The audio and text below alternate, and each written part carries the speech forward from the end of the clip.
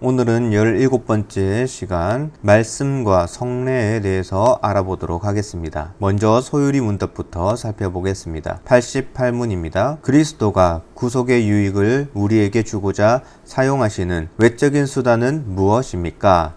함께 읽겠습니다. 시작. 그리스도가 구속의 유익을 우리에게 주고자 사용하시는 외적이고 일반적인 수단은 그리스도가 정하신 규례들로서 특별히 말씀과 성례와 기도이며 이 모두가 선택하신 자들을 구원하는 효과적인 수단입니다. 89문입니다. 말씀이 구원을 위해 효과적으로 역사하는 것은 무엇 때문입니까? 함께 읽겠습니다. 시작. 하나님의 성령이 성경 읽기와 특히 설교를 사용해 죄인들을 깨닫게 하고 회심시키며 거룩과 위로를 더하사 믿음을 통해 구원에 이르게 하시기 때문입니다. 90문, 말씀이 구원을 위해 효과적으로 역사하도록 하려면 어떻게 읽고 들어야 합니까? 함께 읽겠습니다. 시작. 말씀이 구원을 위해 효과적으로 역사하도록 하려면 우리는 부지런히 준비하고 기도하며 말씀에 집중하고 믿음과 사랑으로 말씀을 받아 마음에 간직하며 생활에서 실천해야 합니다. 잠시 영상을 멈추시고 69, 70페이지까지 적어볼 수 있기를 바랍니다. 하나님께서 우리에게 은혜를 베푸시고 복을 주시는 그릇이 있습니다. 이러한 수단에는 내적인 수단과 또 외적인 수단으로 구분을 할 수가 있는데요. 먼저 내적인 수단은 성령의 사역을 말하고 외적인 수단은 말씀과 그리고 성례를 의미합니다. 그러나 우리는 이것들을 구분하고 양극단으로 치우치는 그런 실수를 범해서는 안 됩니다. 예를 들어 성경을 읽지도 않고 설교도 듣지 않으면서 신비한 체험만 고집하고 성령의 역사만 하나님의 역사라고 생각을 한다면 신비주의자가 됩니다. 종교개혁 당시 제세례파라고 불리는 신비주의자들도 성경을 무시한 채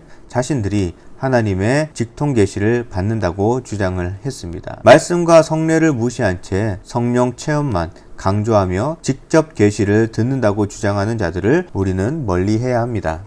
이와는 반대로 성령의 역사를 무시하고 말씀만 강조하는 것도 당연히 잘못된 것이겠죠. 또한 로마 카톨릭은 이 말씀을 무시하고 성례를 더 중요하게 여겼습니다. 성례 자체에 신비한 힘이 있다고 주장하는 자들도 우리는 멀리해야 합니다. 물론 오늘날 한국 교회에서 성령 체험이나 성례를 가볍게 여기는 것도 사실 올바른 것은 아닙니다. 각 시대별로 잘못된 신학과 사상을 멀리하기 위해서 하나님이 주신 선물까지 필요 이상 멀리해온 역사와 실수가 있습니다. 그러나 구덕이 무서워 장 못 담글까라는 이 속담처럼 잘못된 신학 사상을 우리는 잘 분별하고 멀리해야 하지만 그것 때문에 하나님이 주신 은혜의 수단까지 통째로 멀리하게 된다면 우리에게 큰 손해가 될 것입니다. 따라서 우리는 이러한 양극단적인 주장들을 멀리하고 모든 하나님의 은혜의 수단들을 인정해야 합니다. 구원을 받기 위해서 가장 먼저 해야 하는 일이 무엇입니까? 지난 시간에 말씀드린 것과 같이 예수 그리스도를 믿음으로 회개하는 이런 회심이 먼저 일어나야 합니다. 그러나 이것은 우리의 생각이나 노력으로 결심으로 이루어지는 것이 결코 아닙니다. 성령 하나님께서 역사를 하셔야 일어나는 하나님의 사역입니다. 그렇기 때문에 아직까지 믿지 않는 자들을 향하여 우리가 할 일은 복음을 전하고 그들이 믿을 수 있도록 기도를 하는 겁니다. 복음을 전할 때는 시대와 문화에 맞는 옷을 입히는 것도 중요합니다. 사람들이 거부감이 들지 않도록 전하는 것도 중요합니다. 그러나 가장 중요한 것은 성령의 역사입니다. 아무리 세상의 옷을 예쁘게 입히고 포장을 잘 해서 복음을 전한다고 할지라도 성령의 역사가 없으면 아무런 일도 일어나지 않기 때문입니다. 그 다음 단계로 복음을 듣고 믿음이 생긴 자는 갓 태어난 어린아이와 같습니다. 그렇기 때문에 영적으로 어린아이와 같은 자는 반드시 영적으로 성장을 해야 합니다. 그런데 영적으로 성장하기 위한 영양분은 무엇입니까? 바로 하나님의 말씀입니다. 그렇기 때문에 말씀이 성도들을 성장시키는 은혜의 수단이 됩니다. 설교는 하나님의 말씀을 각 시대와 문화를 따라서 이해하기 쉽도록 풀어서 전해주는 겁니다. 따라서 혼자 성경을 읽는 것도 매우 중요하고 성령의 도움으로 이해가 되기도 합니다. 그러나 더 중요한 것은 주일에 공예배 가운데 선포되는 하나님의 말씀을 듣는 것입니다. 성경을 보다 쉽게 이해할 수 있도록 풀어 설명하는 것이기 때문이죠. 물론 설교자가 설교 시간에 성경 한 절을 읽고 또 자신의 생각을 말하게 된다면 그것은 하나님의 말씀이라 할 수가 없습니다. 그렇기 때문에 성도들은 설교자의 말이 정말로 하나님의 말씀인지 정말로 성경적인지 상고하면서 하나님의 은혜를 구해야 합니다. 사도행전 17장 11절에서 12절 말씀에 보면 베레아에 있는 사람들은 데살로니가에 있는 사람들보다 더 너그러워서 간절한 마음으로 말씀을 받고 이것이 그러한가 하여 날마다 성경을 상고함으로 그 중에 믿는 사람이 많고 또 헬라의 귀부인과 남자가 적지 아니하나. 베레아 사람들은 하나님의 말씀을 받을 때 간절한 마음으로 받았고 무조건적으로 수용한 것이 아니라 분별하면서 생각을 하면서 말씀을 받았습니다. 그리고 많은 사람들이 믿게 됩니다. 이것은 하나님의 말씀을 내 생각과 내 주장으로 판단하고 재단하라라는 의미가 아닙니다. 오히려 그와 반대로 하나님의 말씀을 중요하게 신중하게 여기고 확실하게 이해하며 삶 속에서 적용을 하라는 그런 의미입니다. 다음 설문은 코로나19 이후에 각 종교들에 대한 이미지를 조사한 내용입니다.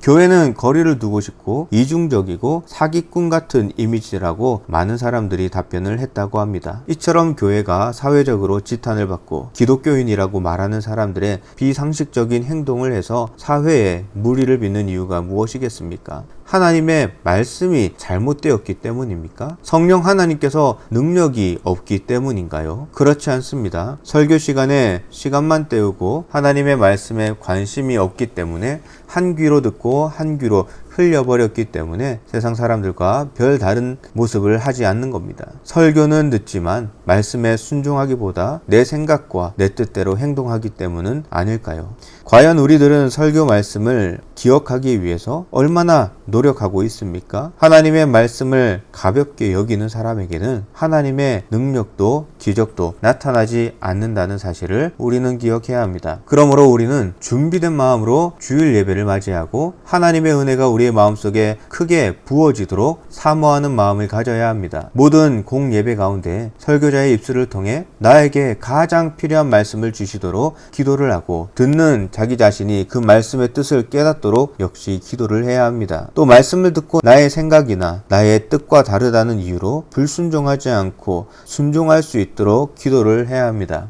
그리고 말씀을 듣는 중에도 이 말씀이 하나님의 진리입니다. 이런 고백의 의미로 아멘으로 화답해야 하고 내가 그렇게 순종하겠습니다 라는 마음으로 하나님의 말씀이 그렇게 이루어지기를 믿습니다 라는 마음으로 설교 말씀에 아멘으로 화답해야 합니다. 우리가 설교를 듣는 가장 큰 이유가 무엇입니까? 우리의 호기심이나 궁금증을 해결하는 시간이 아닙니다. 세상에서 잘 살아보려고 처세술을 배우는 시간도 아닙니다. 하나님의 말씀을 잘 듣고 그 말씀대로 살아가기 위해서입니다. 우리에게 순종이 없다면 귀신의 믿음과 다를 바가 없다고 경고한 야고보 사도의 말씀을 기억해야 합니다. 그리고 사울에게 순종이 제사보다 낫다라고 경고한 사무엘의 이 말씀이 우리에게도 똑같이 적용됨을 알아야 합니다. 따라서 말씀을 잘 듣고 겸손히 순종할 때에 주님의 말씀이 우리의 구원을 효과적으로 역사할 것입니다. 다음으로 계속해서 성례가 어떻게 구원의 수단이 될 수 있는지 살펴보도록 하겠습니다. 91문입니다. 성례가 어떻게 우리의 구원을 위한 효과적인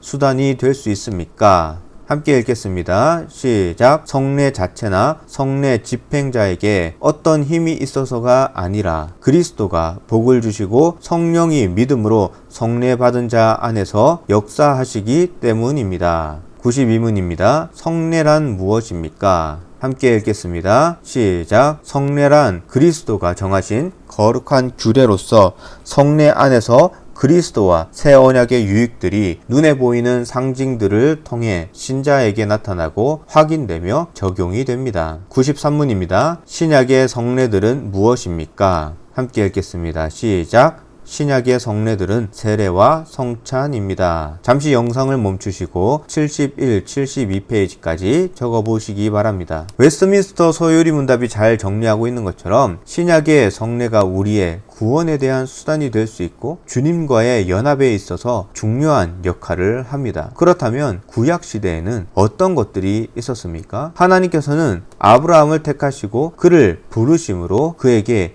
하나님의 백성이 되는 표로 할례를 명령하셨습니다. 그 이후에 아브라함의 후손인 이스라엘 백성들은 할례를 통해 하나님의 약속과 증표를 얻게 됩니다. 할례는 남자 생식기의 표피 일부를 잘라내는 의식인데요. 이것을 잘라냄으로 말미암아 우리의 죄도 잘려나가야 함을 보여줍니다. 하나님의 백성이 되기 위해서는 죄의 문제를 해결해야 하는데 할례는 이러한 죄 용서를 상징합니다. 이것이 신약시대에 와서는 세례를 통해서 하나님의 백성이 되었음을 보여주는 표가 되었습니다. 그렇다면 94문입니다. 세례는 무엇입니까? 함께 읽겠습니다. 시작. 성부와 성자와 성령의 이름으로 물로 씻는 것으로 우리가 그리스도와 연합되었다는 것과 은혜 언약의 유익에 참여한다는 것과 주님의 사람이 되기로 약속하는 것을 상징하고 확증하는 것입니다. 95문. 세례는 누구에게 베풀어야 합니까?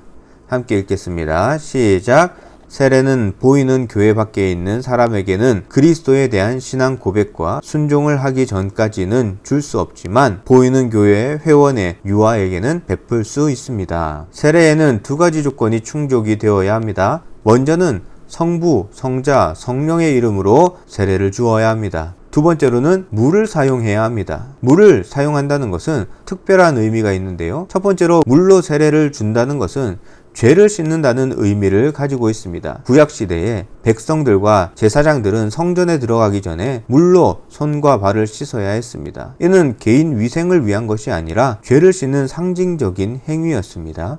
또한 물은 성령님을 상징합니다. 그래서 물을 머리에 붓는 것은 성령님을 부음받는 것을 의미합니다. 성령님이 오셔서 우리 가운데 역사하사 하나님의 백성이 된다라는 그런 의미이죠. 따라서 물로 세례를 받는 것은 하나님께 용서를 받은 사람, 그리고 예수님과 연합된 사람, 그리고 하나님의 자녀가 된 사람, 성령으로 거듭난 사람이라는 의미를 가집니다. 그러나 우리가 세례에 대해서 오해해서는 안 되는 것이 있다면 세례를 받는 것 자체가 구원을 보장해 주는 것은 아닙니다. 세례는 증거이며 표이지 그것 자체에 능력이 있는 것은 아닙니다. 참된 구원은 물세례가 아닌 마음의 세례, 성령의 역사하심으로 일어나기 때문이죠. 그렇기 때문에 교회 안에서도 물세례를 받았지만 마음의 세례를 받지 않은 사람이 있을 수 있습니다. 특히 유아 세례를 받은 사람이라면 그럴 확률이 있습니다. 그 외에도 군대에서 받은 진종 세례, 교회에서 받은 세례조차도 그럴 가능성이 충분히 있습니다. 물론 우리는 그들의 구원에 대하여 판단하거나 정죄해서는 안 될 것입니다. 그러한 사람이 있다면 그가 온전하게 교회 공동체로 들어올 수 있도록 인내하며 기도해야 합니다. 세례 자체에 능력이 있어서 그 사람을 변화시켜주는 것은 아니지만 이는 역시 약속의 표이기 때문에 하나님의 선한 계획과 약속이 속히 이루어지도록 기도해야 합니다. 대부분의 경우 예수님을 영접하고 올바른 신앙 고백을 하는 사람에게 세례를 주지만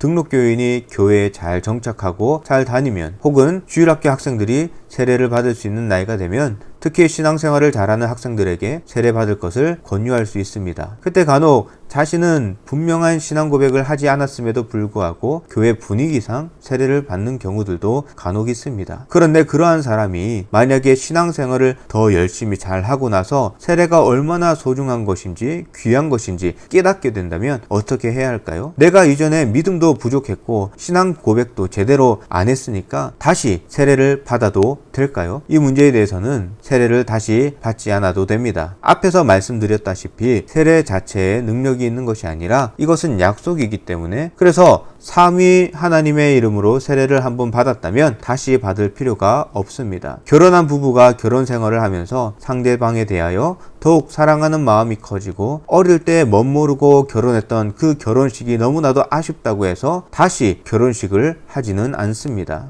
결혼 기념일을 통해서 자신들의 결혼의 의미를 다시 새길 수가 있기 때문입니다. 그렇기 때문에 성부와 성자와 성령의 이름으로 세례를 받았다면 어디서 받았든지 누구에게 받았든지 그 세례는 효력이 있습니다. 왜냐하면 세례는 하나님과의 언약인데 이 약속의 근거는 어느 교회에게 혹은 목사에게 있는 것이 아니라 삼위 하나님께 있기 때문입니다. 추가적으로 임종 직전에 세례를 못 받았다고 구원을 못 받는 것은 아닙니다. 물론 불신 가족이 임종 전에 세례를 받게 된다면 믿는 유족들에게는 큰 위로가 될 수 있겠지만 구원은 예수 그리스도를 믿음으로 받는 것에는 결코 변함이 없습니다. 따라서 세례를 받지 못했다고 구원을 못 받는 것도 아니고 세례를 받았다고 해서 무조건 구원을 받는 것도 아닙니다. 중요한 것은 평소에 복음을 전하고 성령 하나님께서 믿음을 주시도록 기도를 하는 겁니다. 그렇게 성령의 사역이 일어나고 참된 믿음이 생겨야만 그는 구원을 받을 수가 있습니다. 계속해서 세 번째 하나님이 구원을 베푸시는 은혜의 수단 성찬에 대해서 살펴보도록 하겠습니다. 96문입니다. 성찬은 무엇입니까? 함께 읽겠습니다. 시작! 그리스도가 정하신 대로 빵과 포도주를 주고 받음으로 그리스도의 죽음을 나타내 보이는 성례인데 성찬을 바르게 받은 사람은 물질적인 방식이 아니라 믿음으로 그리스도의 살과 피에 참여하여 그리스도가 주시는 모든 유익을 받아 영적인 양식을 먹으며 은혜 안에서 자라게 됩니다. 97문입니다. 성찬을 바르게 받는 방법은 무엇입니까? 함께 읽겠습니다. 시작! 자신을 살피며 주님의 몸을 분별하고 있는지 그리스도를 의지하는 믿음이 있는지 회개하고 사랑하며 새롭게 순종하고 있는지 확인하는 것이며 그렇지 않으면 합당치 않게 참여하여 자신에게 임할 심판을 먹고 마시는 것이 됩니다. 세례는 하나님의 자녀로 다시 태어나는 것과 같다면 성찬은 하나님의 자녀들이 예수님과 함께 먹고 마시는 것과 같습니다. 세례와 성찬은 예수님께서 직접 제정하신 거룩한 예식입니다. 그렇기 때문에 교회가 반드시 지켜야 할 중요한 예식이기도 합니다. 그런데 세례와 성찬의 차이점이 있다면 세례는 평생 한 번만 받으면 되는 것이고 성찬은 계속 반복적으로 해야 하는 예식입니다. 당연히 가만히 생각해보면 사람이 태어나는 것은 한 번밖에 없지만 사람이 살아가면서 식사는 계속 반복적으로 해야 하는 것과 같습니다. 성찬은 예수님께서 돌아가시기 전날 밤 제자들과 마지막 만찬을 하실 때 말씀하셨습니다. 이 마지막 만찬은 유월절 식사였습니다. 예수님께서 마지막 유월절 식사를 하시면서 십자가 죽음의 의미가 무엇인지 설명해 주십니다. 과거 이스라엘이 애굽에서 구원을 받았을 때 10가지 재앙 가운데 마지막 재앙이 무엇이었습니까? 바로 장자의 죽음이었습니다. 그때 하나님은 이스라엘 백성들에게 어린 양의 피를 문에 바르라 하셨고 이 유월절 어린 양은 예수 그리스도의 피를 예표합니다. 어린 양의 피를 바른 사람들은 믿음으로 죽음에서 구원을 받습니다. 마찬가지로 예수님을 믿는 사람들은 그 믿음으로 죽음에서 구원을 받는 것을 의미합니다. 그렇기 때문에 성찬은 예수님의 십자가의 죽음을 기억하게 합니다. 십자가에서 찢기신 주님의 살과 흘리신 피를 생각나게 하지요. 예수님의 죽음은 우리 죄를 대신해 형벌을 받으신 대속적인 죽음이었기 때문에 나의 죄를 대신하여 죽으신 예수님의 사랑에 감사하는 시간이 되어야 합니다. 두 번째로 성찬은 지금 하나님 우편에 앉아 계신 예수님과의 공동 식사입니다.